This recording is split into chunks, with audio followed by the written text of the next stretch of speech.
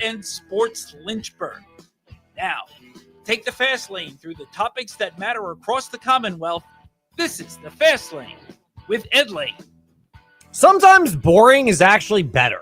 And we're not talking about the entire NFL draft because there was suspense that happened with the draft itself, and it culminated with that trade up by the Jacksonville Jaguars with Cleveland, who I actually think that was the one good trade up of the NFL draft last night.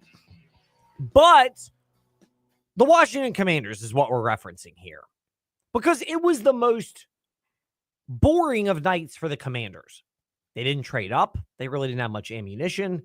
They didn't trade down like Lake Lewis mentioned might have been a possibility and what he thought was going to happen when he joined us yesterday in the Fast Lane. Go back if you want to go all Coach Prime with us, and maybe he needs a little support because... And guess what? We keep receipts. Because apparently when you ask the NFL... Do you believe that? Huh? That Shedeur Sanders is worthy of being a first-round pick in the draft, the teams collectively said... Oh, no. Oh, no. So he needs some moral support for whatever that's worth. But the Washington Commanders, it was boring to get Josh Connerly. Yeah. But if you're the Commanders, it's clear they're thinking the right way. Yeah. They could have used more offensive playmakers. They don't have a second or a third round pick. They gave those up for Laramie Tunsil and Deebo Samuel. But the O-line was clearly a leaky point in the NFC Championship game last year. Yeah. And if you're going to compete with Philadelphia, who always prioritizes the trenches, the Rams, who have placed an emphasis on trench warfare, the 49ers, who are retooling a lot of their roster, and most noted point last night was defense. Yeah. And I'm using those three because they've been the most stable teams in the NFC, but I'll put Detroit in there because the Lions have been consistently good and improving under Dan Campbell. And while the Commanders beat them, this was a shell of a former Detroit roster. When they're at full strength and healthy, they have a very formidable defensive line and a formidable offensive line. If you're Washington, the NFC Championship game was the most clear indication you're not there yet. And if you want to be able to hoist a trophy and have that... Those haters can't stand us. Left hand up. Who are we?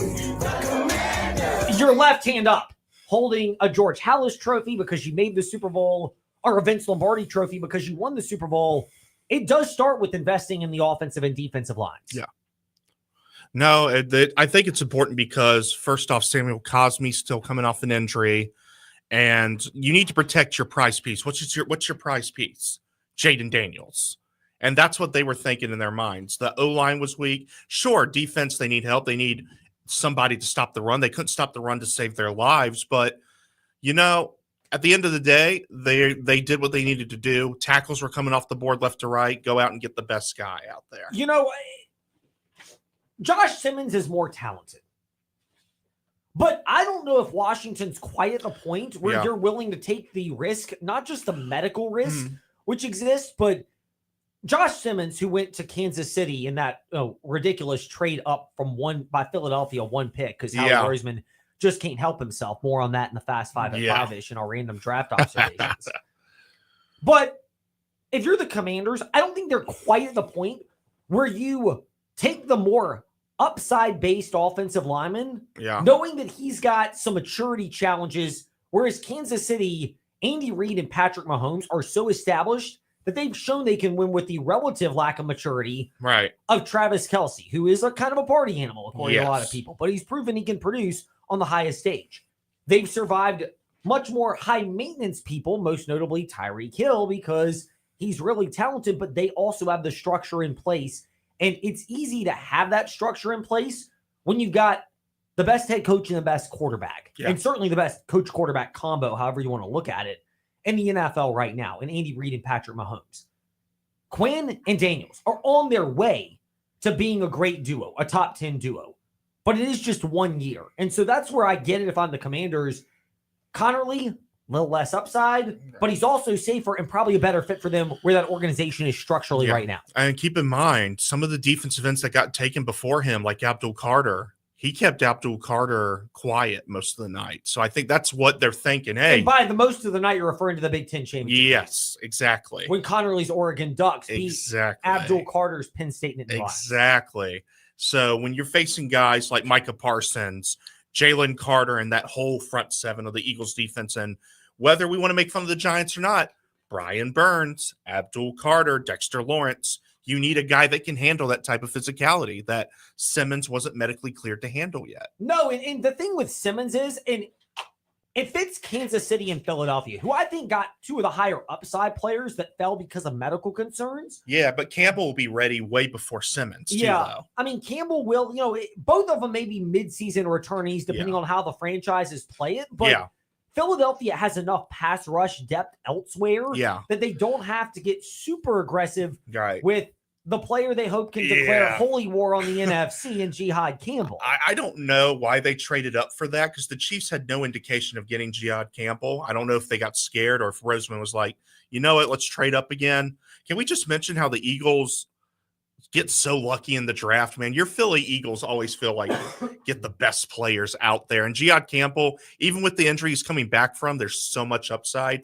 And now you've got a guy that can take the place for Nolan Smith, who is still injured too. Well, again, personally, I like it from a Philadelphia's fan standpoint because you could use Jihad Campbell off the edge or you can drop him back. And Vic Fangio, as we saw with Zach Bond, has done a really good job of having these versatile chess pieces that can be edge rushers, but also have the ability to drop back into coverage. And, I don't think anybody Philadelphia has is on the Micah Parsons level as far as just getting into the backfield and the repertoire to do that. But I think they have better combination because Parsons is not great when it comes to, hey, drop into coverage and guard this tight end or try to guard this, back out of the backfield. Like it's not the skill set. But for Washington, it was a disciplined move. Again, I wouldn't fault them if they believe they could have used a wide receiver to complement what they already had, or if they had gone like Luther Burden, or if they went after a running back, most notably a multi-purpose back, like a Travion Henderson. Yeah. I could easily see that. I'm not faulting them for it, but when Washington was on the clock, they had all three of those because Burton and Henderson are still available and likely to go very early in round 2 of the NFL draft tonight. But I thought, despite all that, that was a really disciplined thing for the Commanders. And that is where, if I'm a Commanders fan, okay, yes, we drafted an offensive lineman. Our highlight reel watching of this guy is just pancaking people or just moving well in space and blocking the people he's supposed to block. Like, it doesn't really grade out very well. Like, you have to work harder to put those little highlight reels together after the player is selected on draft night and he's an offensive lineman versus pretty much any other position. But we've seen in the Super Bowl how important it is to have a good offensive line. Philadelphia dictating it, and what happens when you don't, which is Kansas City, greatest quarterback in the NFL, and I think reasonable to say the top 5 quarterback of all time in Mahomes. They did not have a line, and when they have not had one in Kansas City, he's gone from looking like one of the best of all time to very pedestrian as a passer, as we saw in the Buccaneers with Brady, and this past year Philly beat him in the Super Bowl. So it's one of those where on draft night or when you're trying to sell people, yes, we got an offensive lineman. I mean, let's keep it real here. Driving down the road, raise your hand if you think that's the sexiest position to draft. I feel pretty comfortable saying, because of our comments, nobody's going to have to call 777-HURT or visit troslaw.com because us asking people to raise their hands elicited a lot of people taking their hands off the steering wheel. Yeah. And they're at fault for an accident or somebody else is. But the thing of it is, if you're the Commanders, this is the biggest change from what you had in the Dan Snyder era.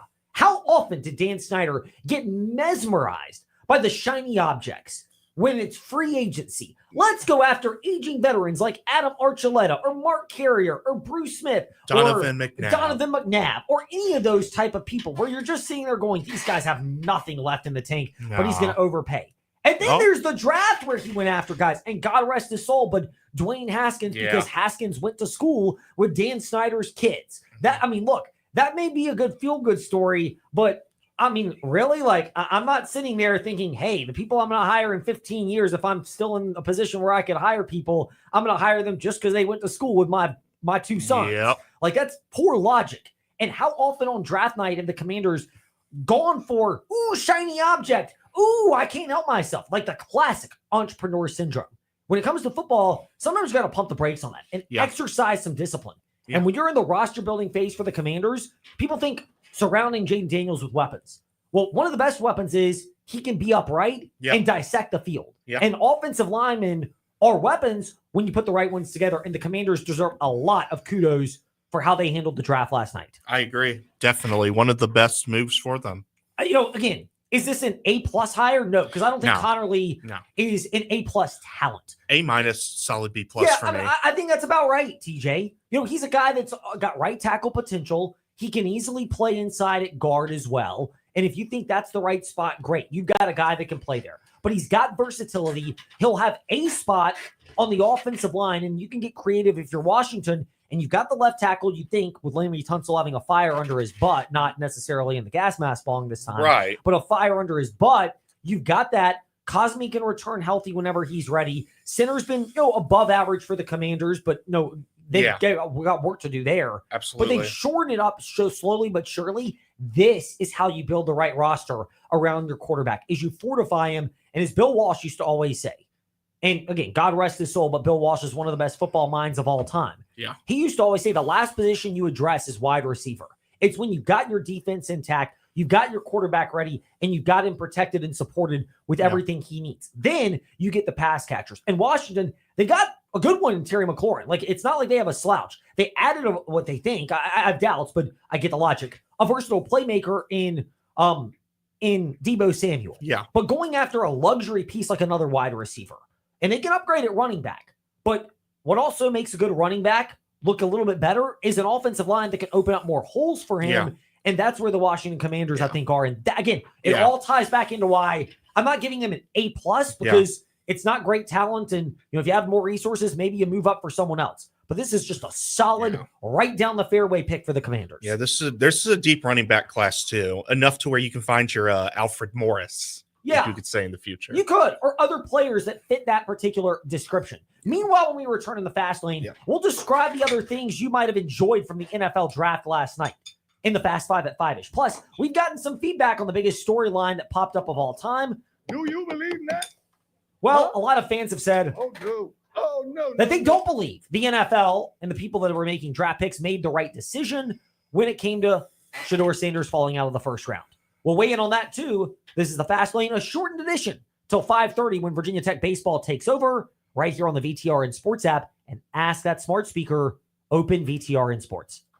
Selection, value, finance options, and exceptional service. Why start anywhere else? It's all in one location at the Used Car Superstore on the Sheeler Motor Mile. And with straightforward pricing and inventory arriving daily, there's no reason to start anywhere else than the Motor Mile. Volume selling means volume pricing, and we've got the volume. The Used Car Superstore is your one stop for most makes and models. Cars, trucks, vans, SUVs, many have miles in the teens, remaining factory warranties, and some are even local one-owner vehicles. Shop over 900 used vehicles in stock now, more than any other dealer in the area. Sheeler owns the finance company, so getting approved for credit is easy on the Motor Mile. With financing options for every budget, you're a valued customer and not just a number on the Motor Mile. The Used Car Superstore on the Sheeler Motor Mile, your premier family-owned car dealer serving Southwest Virginia and surrounding areas for 50 years. I-81 exit 118C in Christiansburg. Call 866-SHEELER1. Always open at Sheeler.com. And we're excited to welcome Honda and Hyundai to the Motor Mile family. Why start anywhere else? Are you ready to move to the next chapter of your life? That means you're ready for us. Hi, I'm Moyanne Harding, the region's only total turnkey realtor and interior designer. We'll come to you and help you decide what you're ready to let go of and bring you top dollar for those unwanted items. Most importantly, we'll sell your most valuable investment, your home. With decades of experience, just hand your keys to us and let the stress melt away. Call me today and book your consultation, www.moyanne.com. Moyanne Harding, brokered by Keller Williams. Hi, Gary the Third here, and I'm excited to say spring has arrived at Gary's Garden Center with great plants and a great selection. Gary's has seasonal color flowers along with vegetables, 60-plus varieties of herbs, perennial flowers, and much more. With friendly service and great advice, we are always happy to answer your questions. Visit Gary's Garden Center at 794 Leesville Road for all your lawn and garden needs. Stop by, say hi, and take a look around. It's natural to wonder why you should consult a legal advocate after a serious auto accident. The reason is personal injury cases are complex. Hi, I'm Randy Trost of Trost Law. Filing a claim isn't just about filling out a form and waiting for a check in the mail. Most accident resolutions require intricate knowledge of Virginia's personal injury laws and experience working with insurance companies. That's where Trost Law will help. Call us at 777-HURT and visit trostlaw.com so we can do the work to obtain the best result for you. Hi, I'm Chuck from Aquatrack Adventures in Salem. The Virginia Talk Radio Network and InsaneRadioDeals.com have helped our company grow by sharing our company's message throughout Central and Southside Virginia. The gift cards and experiences sold on InsaneRadioDeals.com have brought us many new customers. If you're a business that wants to grow with a message that resonates and gets results, I highly recommend InsaneRadioDeals.com and the Virginia Talk Radio Network. Simply put, it works. Few things are more majestic than nature as long as it's outside your house. Unfortunately, when wildlife gets inside your chimney, it leads to problems for your chimney and your house. Prevent this problem with Black Goose Chimney Service. They provide one-time solutions to ensure the wildlife stays outside your home. And if you've had wildlife inside your house, Black Goose Chimney Service can deal with the aftermath and make sure they don't return. Call Black Goose Chimney Service and visit them at blackgoose.net. Join us at the Thrive Lynchburg Health and Wellness Expo on May 2nd and 3rd at Liberty University's Indoor Track Complex. Meet over 50 vendors, including physicians, gyms, and a wide range of health and wellness experts. Enjoy free admission, fun activities, and educational sessions for the whole family. For more information, visit thrivelyh.com. We hope you come see us at Liberty's Indoor Track Facility on May 2nd and 3rd for the Thrive Lynchburg Health and Wellness Expo. Head to lynchburg-hillcats.com to lock in your tickets for the Lynchburg Hillcats this season. Now here's VTR in Sport.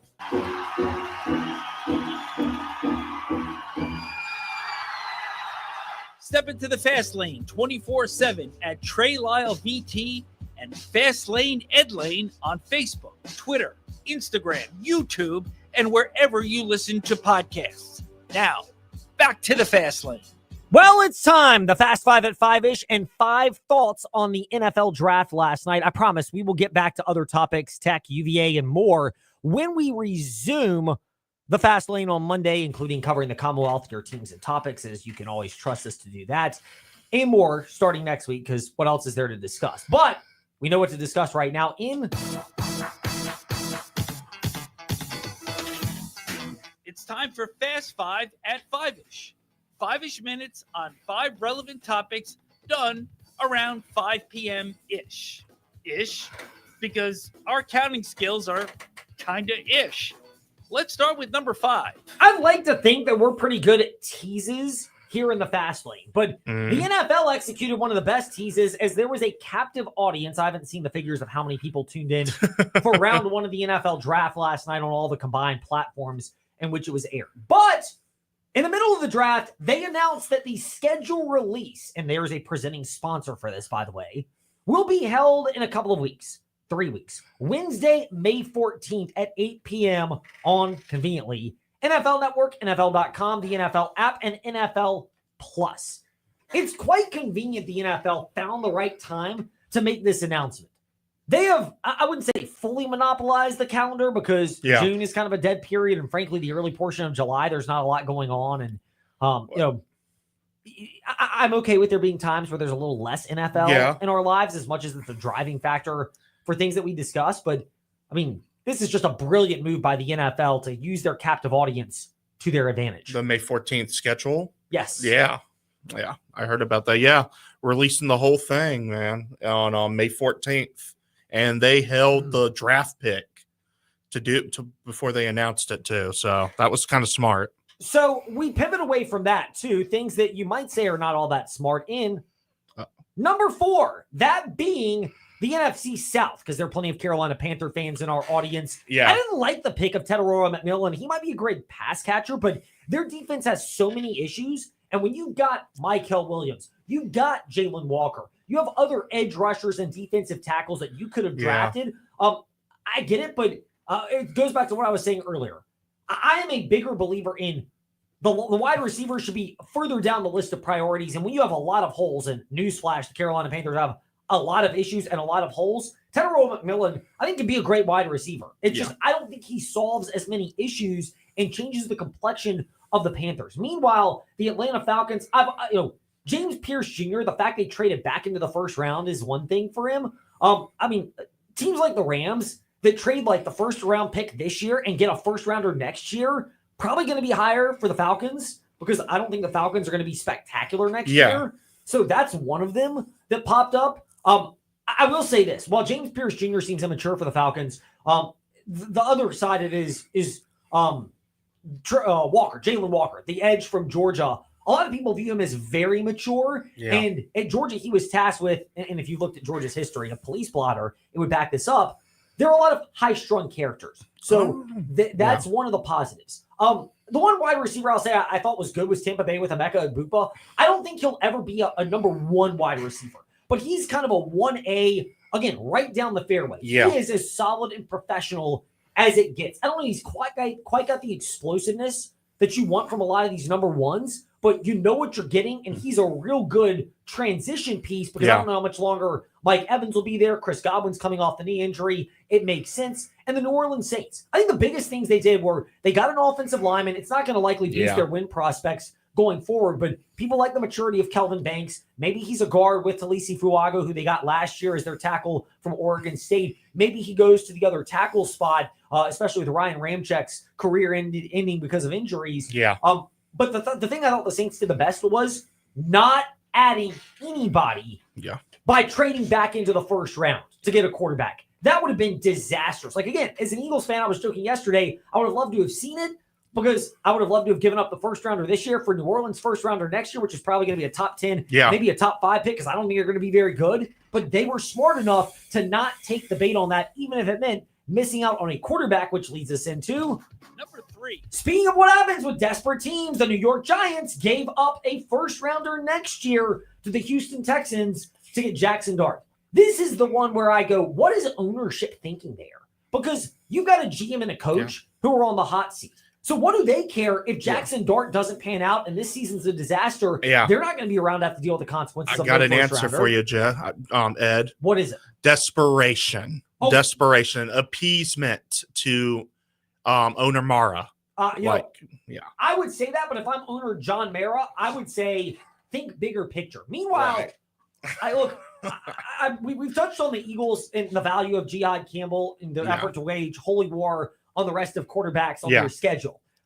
With the name Jihad, that's why we inserted that. And the Commanders, and we've already discussed that. If you missed it, Fastly Ned Lane, where you listen to podcasts. I like the Dallas Cowboys selection of Tyler Booker. It's not flashy. It doesn't address the desire to add more wide receivers and pass catchers to complement CeeDee Lamb. Yeah. But you're in a division where Philly has a strong pass rush. The Giants just invested in it. The Cowboys O-line still, to me, has got holes. But finding ways to resolve it, I am okay doubling down and trying to continue to find the right people. And by all accounts, Tyler Booker is one of those get-in-your-face leaders that holds people accountable. Exactly. The Cowboys as a culture often lack that. Yeah. So when you can find somebody that can do that, you got to find a way to bring him in. Zach Martin, no leadership, gone, no leadership. They need that. Meanwhile, the Pittsburgh Steelers are in. Number 2 being, I thought this is the untold story of the first round of the draft. That Derek Harmon gets selected over Shedeur Sanders by the Pittsburgh Steelers. And more on that in a moment. But Derek Harmon was... interesting choice. I like the choice. But it's awesome that his mom passed away. He got to go to the hospital. And she's had multiple strokes, 8 procedures. It's exactly why I'm okay with guys bailing and getting as much NIL money as possible. She's had 8 different procedures because of her stroke and paralysis in her left side. The medical bills for that family are untold. He had to get the money at Oregon that Michigan State was probably not going to offer him. And now he has a chance to get more in the NFL. And even though his mom's not around, this is why paying players, they often see the money in a way that normal people just don't see it. But the fact that his mom, before she left, Derek Harmon's mom, at least gets to experience the joy of sharing that moment with her son. As a parent and a child, both. Those are the type of things where you can... I'm a big believer. Sometimes people will literally cling for the last moment they know that before God calls them home. And this seems like one of those scenarios. And that's why, even if you're mad the Steelers didn't take Shedeur at their 21st pick, you got to love the story behind it. Meanwhile, speaking of Shedeur Sanders falls out of the first round. We covered this largely yesterday in the Fast Lane. But it's interesting because Adam Schefter is reporting that the Raiders might make sense, but he thinks there could be dark horses. Yeah. Seattle, Arizona, and wait for it, the Dallas Cowboys. Yeah. I could see Dallas going for him if you get him in the second or particularly the third round where you're investing less capital, then it makes more sense. I still don't rule out Pittsburgh. If Shedeur especially falls early in the third round, trading up to try to get him. But it goes on what we said yesterday, that it's not just the baggage, but it's the baggage around the guy that's, he's a solid prospect, but I don't think he's elite. And therefore teams get scared off of it more than they potentially should. Yeah. Now, Tommy has chimed in. He legit can make an instant impact and win games for the Steelers, the Raiders, or whoever drafts him. Shedeur's confidence is the only flaw that can't really be coached or fixed, and that's because of his dad. However, I'd say not getting picked last night may have helped that confidence issue just a little by giving him that extra added juice. Meanwhile, Les has chimed in, and we appreciate his feedback as well, that this is the type of thing that he will make other teams pay, and it's a shame that people have not given him the credit that he deserves. And more on that from Les, but Les says he's watched every single game featuring Shedeur Sanders, and he's got the football IQ, he's got the calm demeanor and the accuracy. Yeah. Again, there are things he has to learn, but sometimes falling in the draft could be the blessing in disguise, especially if he goes to the right situation. Meanwhile, that does it for us today here in the Fast Lane, an abbreviated version. As you can tell, the allergies have gotten to me, so thank God we get ready to turn it over to the great Evan Hughes and Virginia Tech baseball. More on your teams and topics when we return Monday in the Fast Lane, 5 to 6 p.m.